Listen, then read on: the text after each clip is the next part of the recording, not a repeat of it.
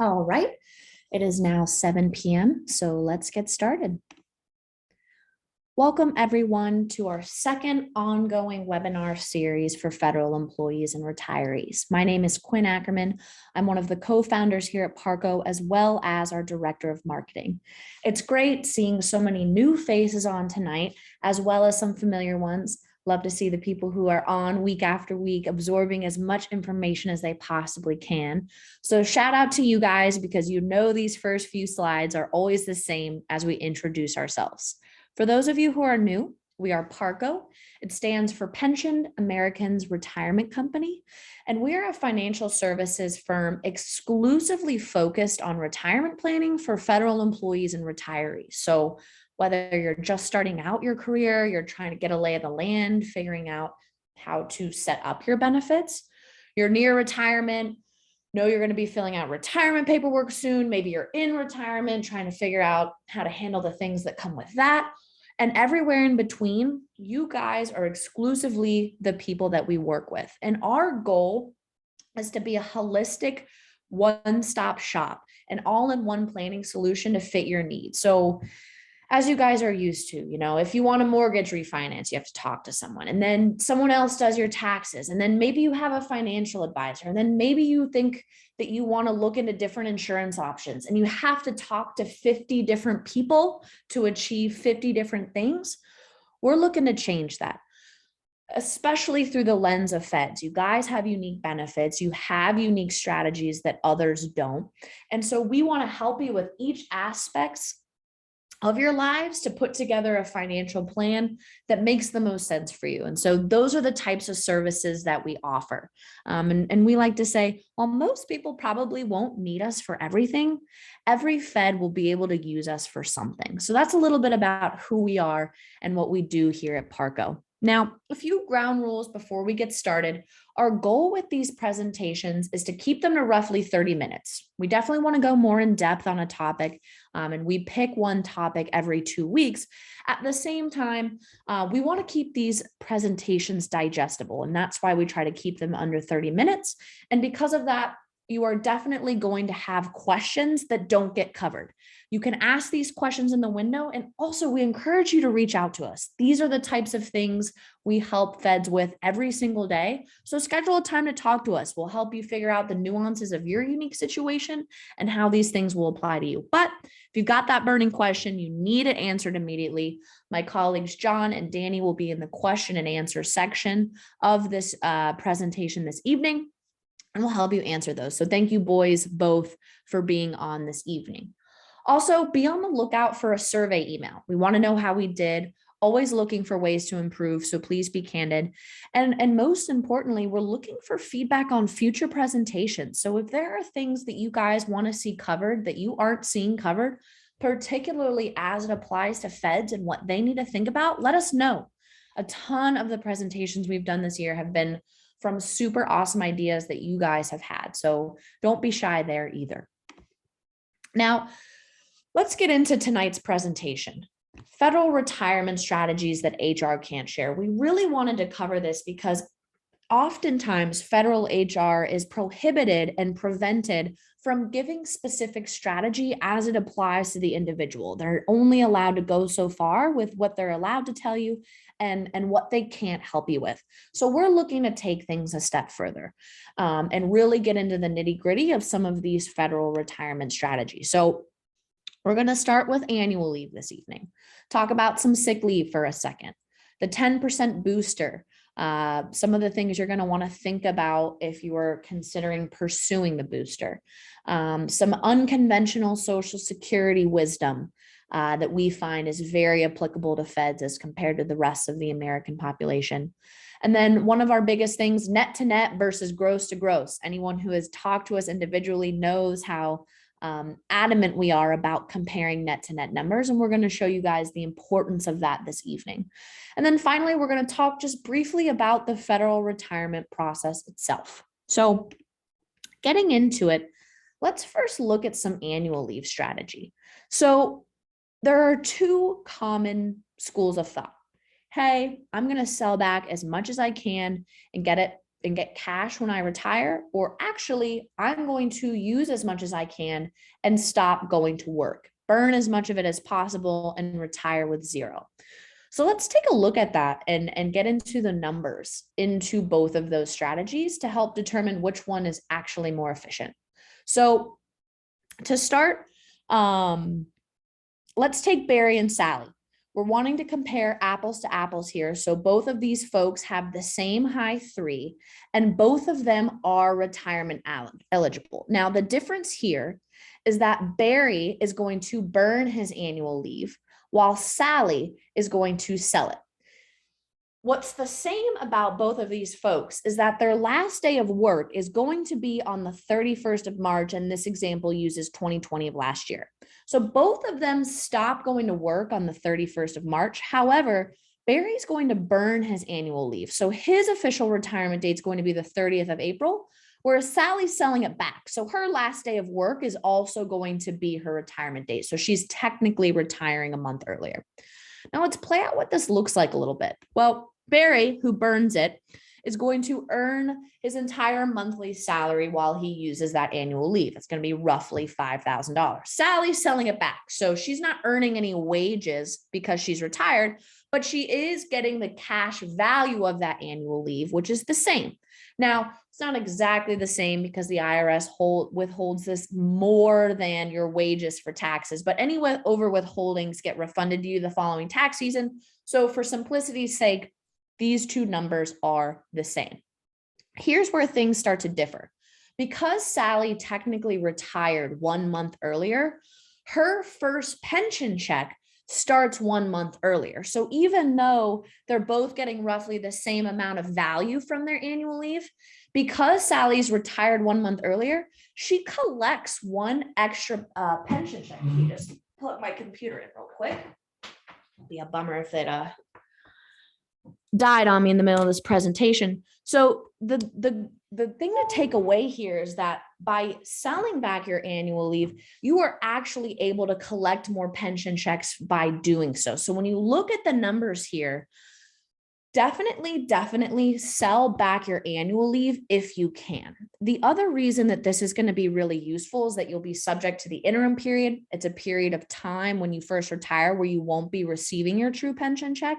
So having that lump sum cash with you while your retirement has already started and you're getting through your interim period with that cash will help you bridge, and it'll serve as a cash buffer. So when we're talking to clients, we are always recommending that they sell back as much annual leave as they possibly can when they retire, as opposed to burning it off. Let's see here. Now let's get into a little bit of sick leave strategy. So let's take sick leave Saul. Again, we're going to be dealing with two common trains of thought. Sick leave doesn't work the same way as annual leave in that you don't get a lump sum cash for it, but it does work in that you can either use it before you retire or you can let it tack onto your pension. So let's look a little bit at what types of strategies you can implement if you decide to add your sick leave to your pension. Sick leave Saul started working in the 1980s. In fact, it was October 9th of 1988. And he retired on the last day of November in 2020. He's a FERS employee, so he knew to retire on the last day of the month. Now, when Saul retired, he had 300 sick leave hours. So let's take a look at here exactly how this added to his pension and what type of use or lose balance he would be working with.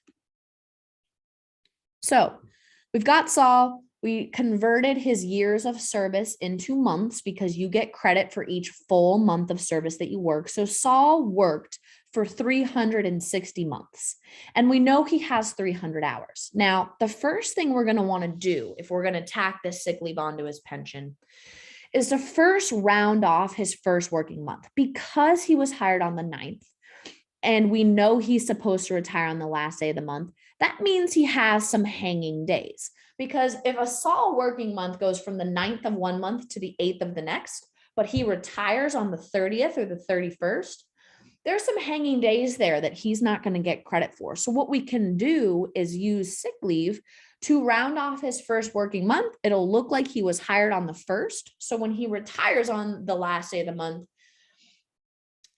that credible month of service rounds out perfectly, and it'll actually tack onto his pension.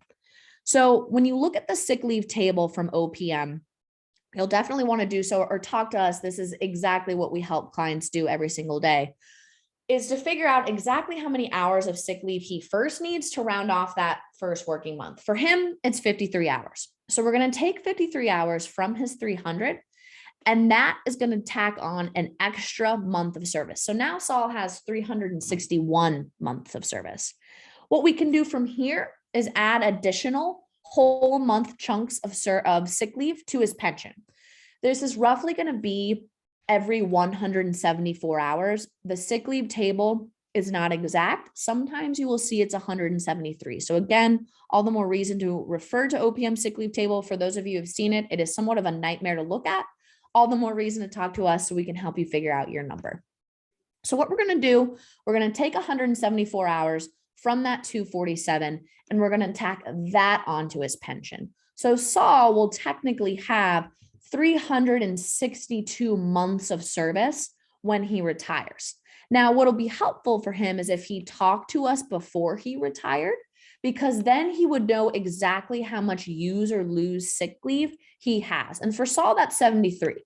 So he knows he's going to have roughly 9 days worth of sick leave to take before he retires. If he has doctor appointments, if he has reasons to use it, that is his use or lose balance. So if he's looking to make the absolute most out of every hour of sick leave that he has, this is a strategy he can employ. Now, one thing I wanted to point out is that with your sick leave, each whole month that you use while you're working is your monthly salary. Each whole month of sick leave that tacks onto your pension, it'll vary on how much you're making and your high three, but it'll add a few dollars here or there for each whole month that you use.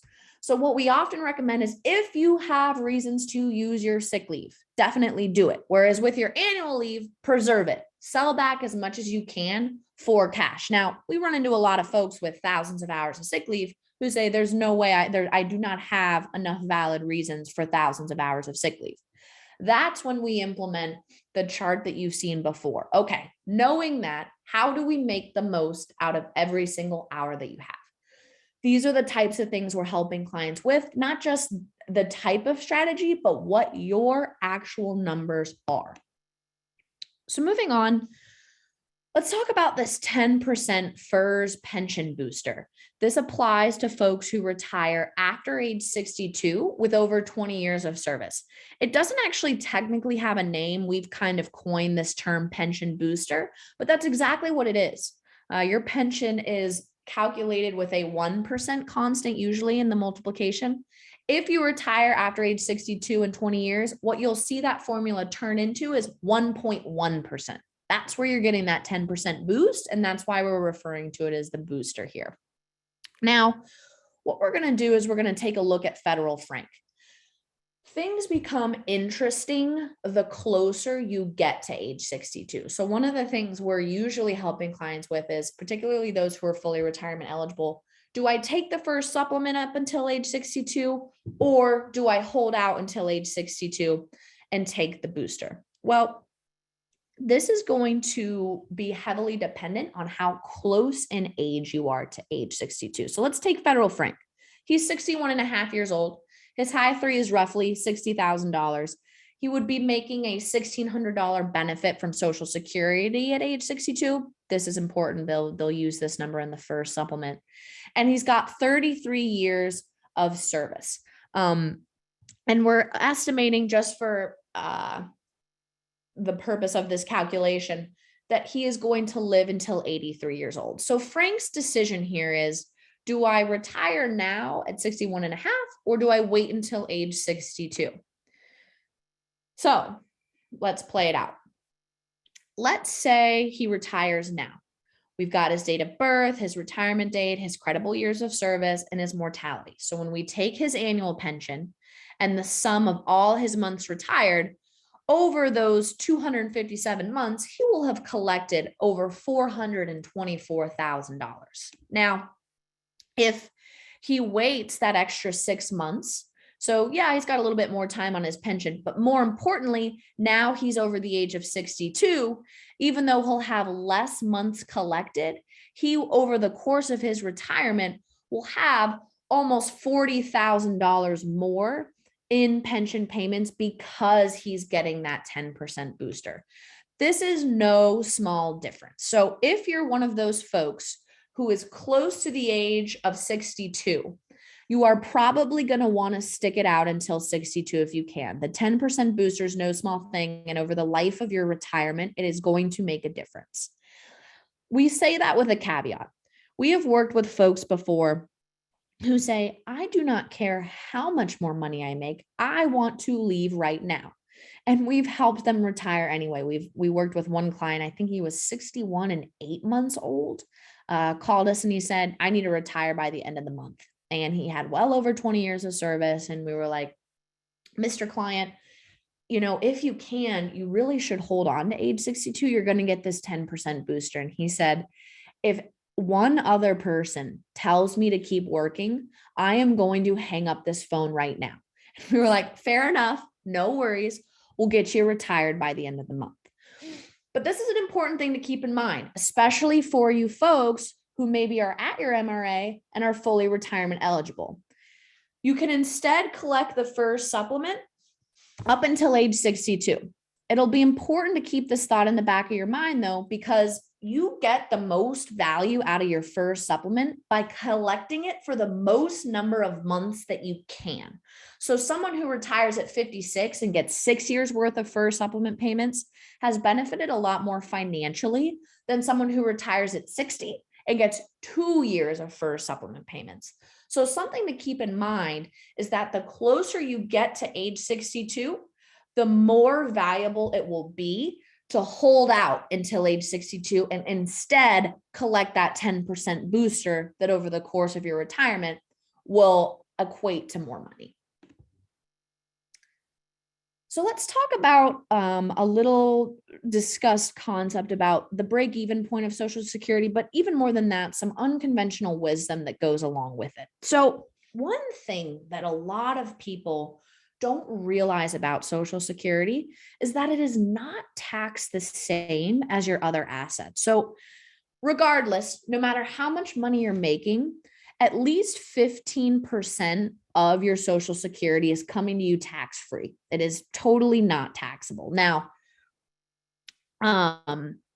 it may be 0% taxable. Typically, you're making very little money, and that is what will allow your Social Security to not be taxed. But depending on the amount of earned income you have, will dictate what percentage of your Social Security is taxable. So at the least, it'll be totally tax-free. For many more folks, half of it will be taxable. And for even more folks, 85% of it will be taxable. This isn't saying that it's taxed at the 85% rate. It's saying that 85% of your Social Security benefit will be taxed at whatever your tax rate is. This is really important to know because if you think about other forms of income, particularly when it comes to maybe some traditional tax deferred assets, if you take that money out, 100% of that money will be taxed at whatever your tax rate is, as opposed to an equal amount of Social Security. At least 15% of that is not getting taxed at all. So when you look at that on a dollar for dollar basis, your Social Security ends up being worth more. So let's take an example. You've got this tax deferred distribution.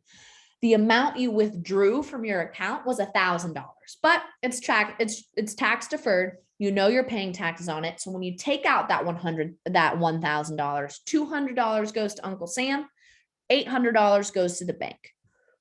With your Social Security, even if you're in the top taxability of it, so 85% of your benefits taxable, you receive the $1,000, but instead of paying $200 in taxes, you've paid $170. So net, you are receiving $30 more for the same size of distribution. And obviously this effect is even greater if you are in a lower percentage taxability for your Social Security. The reason we bring this up is that many feds will defer their Social Security and instead take tax deferred distributions, whether that's out of a traditional TSP, traditional IRA. We see folks all the time choosing to take money out of here instead of here. Now, this doesn't make sense, not just from a taxability perspective, but also when you think about the different types of assets that these two types of assets are. And we'll cover that in a second, but it's important to know that on a net basis, you'll receive more dollar for dollar from that Social Security than you will from that tax deferred distribution. And this is something that feds uniquely kind of get to think about. Most Americans can't really take this into consideration because their only benefit in retirement is often Social Security. Pensions are extremely rare nowadays.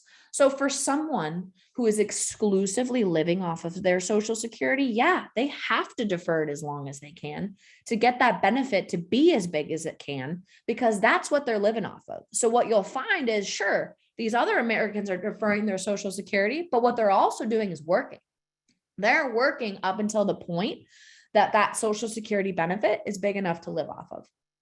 With you guys, you have these pensions. So your question gets to be, I've got this pension. That's my floor.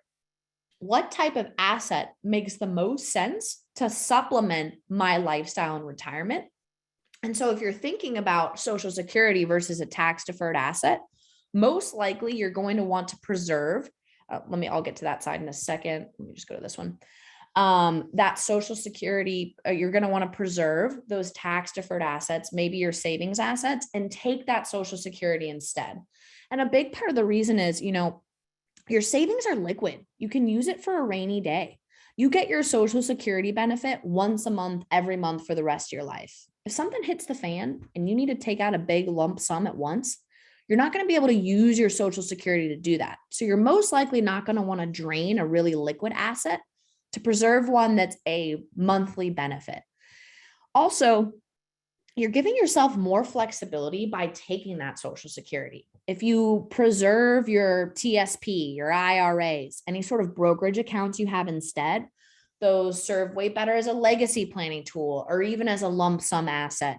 Whereas that Social Security really kind of locks you in. And again, you have less uncertainty. So if you can, think about taking that Social Security earlier. Now, if you weren't going to supplement your income with anything, like you're fine with just your pension, then sure, defer your Social Security as long as possible, collect the bigger benefit. But what you should be asking yourself is, okay, if I'm going to defer my Social Security, am I drawing on it from somewhere else? And if I am, does that make sense? And the answer is probably no. And another reason that you will want to think about this, and that it's a good way to put this in conceptually, is this concept known as a break even. So if you take your benefit at age 62, you versus your full retirement age, that means you have 5 extra years worth of Social Security payments. So another part of the calculus isn't just which benefit is bigger, but if I wait to take my benefit later, how many years worth of that benefit do I have to collect before that was a financially smart decision? And that's what we've graphed out here. The white line is at age 62. The yellow line's at age 67. And then this dotted line here is at age 70. As you can see here, it's going to take you until your mid 70s to catch up to the younger version of you that took that Social Security benefit earlier. You'll be in your mid 70s when you finally start collecting more from that bigger benefit. And the longer you wait, the farther out that this age gets pushed. And that's not equating any sort of time value of money today being worth more than tomorrow. This is strictly just from a numerical perspective. So a lot of folks fail to think of it this way too. If you start making more in your mid 70s or even closer to 80, are you going to enjoy that money more when you're closer to 80? Or would you enjoy that money more when you're in your 60s, when you can do more with that money? And especially if you can preserve some of these other assets that we talked about. And another thing to keep in mind too, many states don't tax Social Security. So 13 states do. It's soon to be 12. West Virginia is in the process of phasing it out over the next few years. But many states are Social Security friendly and aren't going to tax your Social Security. You'll still have federal income taxes or federal Social Security taxes, but you won't have state ones. So when you take all of these things into consideration, it often makes a lot more sense for feds to take it early. And that's distinctly different than what you're most likely going to read online, because what you're going to read online applies to the general population. And you guys are special. You've got different stuff going on. So you'll need to have and make different considerations. Now let's talk about the value of comparing gross to gross versus net to net. So this is something we do with every client that we talk to as we're running through a retirement analysis. We're going to take a case study here, Federal Frank's back, but to give you some context into why we like to make this comparison is because time and time again, we run into folks, they're considering retiring, they know what their base salary is while they're working, and they have somewhat of an idea of what their gross pension is going to be. And when you look at the differences between those two numbers, they're often big. And that freaks people out. And they see that and they're like, I can't afford to retire. I can't live off of this. This is so much less than I'm used to now. I can't do this. And what we like to tell folks is, okay, let's take a step back, or actually, let's take a step in. Let's go a little bit deeper into this. Let's figure out what you're actually living off of now, and then compare that to what you'll actually be living off of in retirement. And the reason that those two numbers make a lot more sense to compare is that a lot of things change when you enter retirement. For example, when you're working, you're paying Social Security and Medicare taxes every pay period. That's something you're not seeing. It's just automatically coming out of your paycheck. Well, when you retire, you don't pay Medicare taxes anymore. You don't pay Social Security taxes anymore. That's not an expense that you're going to have to account for. Same thing with things like TSP contributions. If anything, you're going to be living off of your TSP in retirement. You're not contributing to it. That's an expense you don't have anymore. And so what we want to do is make this apples to apples comparison. What are your expenses now? Deductions, taxes. What is that? What are your taxes, deductions, expenses going to be in retirement? Let's take all that out and then let's see what the difference is. And as you guys are going to see, the difference is probably not quite what you expect. So let's take Federal Frank. He's 59 years old. He's been working for the federal government for 30 years. His current salary is $60,000. His high three is 59 grand. And at age 62, he's expecting that his Social Security benefit's going to be $1,600 a month. So let's take a look at Frank's life while he's working. We know his gross salary on a monthly basis is $5,000. If he were to retire, that gross salary would be zero. He's not collecting a salary, but instead he's collecting a pension. So on a gross basis, he's going from a $5,000 a month salary to a $1,475 a month salary, plus some supplement. He's under the age of 62. He's going to collect that supplement for a few years and then just turn on his Social Security when the supplement's done. So when you look at the gross difference of that, that's a difference of over $2,300 a month. That's a big difference. Frank was telling us, hey, that's really going to impact my lifestyle. It kind of looks like I need to keep working. Well, let's dig deeper. What are things we know are going to change? We've got your gross incomes here. Now let's look at net. Well, you're contributing $500 a month to your TSP. That's not money you're used to living off of. That's going to go away in retirement. So we don't need to subtract that from that side. You're going to keep your basic life. Basic life, Fegley is a good deal. He's paying for it now. He'll pay for it in retirement.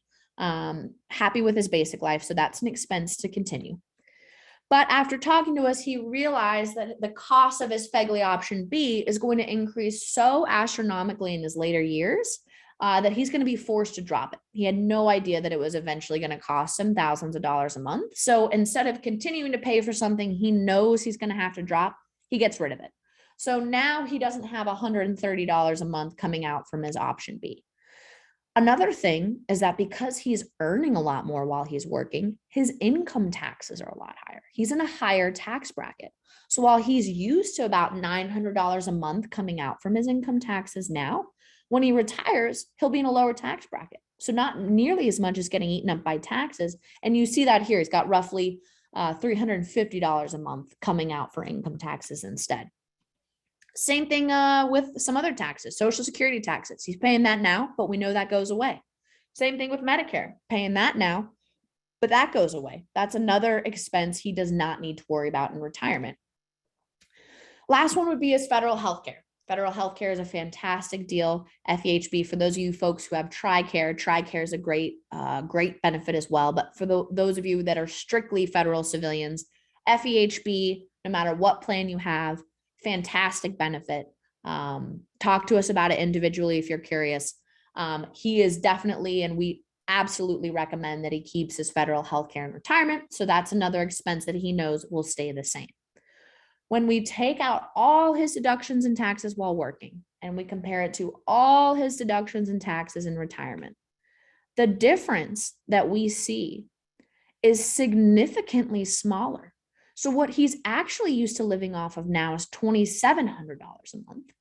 And what he'd be living off of in retirement is $2,000 a month. That gap, that $760, is significantly smaller. And especially if he's been saving in for retirement, whether that be his TSP or other retirement account vehicles, he can easily, much more easily, supplement a gap that is a size of under $1,000 than one that's a couple grand. So what's interesting about this is that if we know Frank is taking home a little over $2,700 while he's working, or he could be retired and collecting $2,000 net, what he's actually going to work for is the difference between these two. Because if he can collect this without working, he's going to work for this extra $760.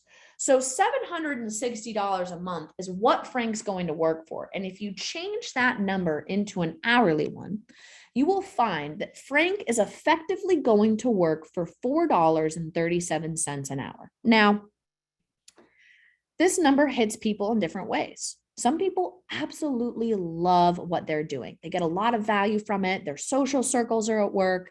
They like their jobs. They like their boss. And so to them, it doesn't matter that they're not going to work for that much. They're happy to continue doing it. And we always encourage those folks to continue working.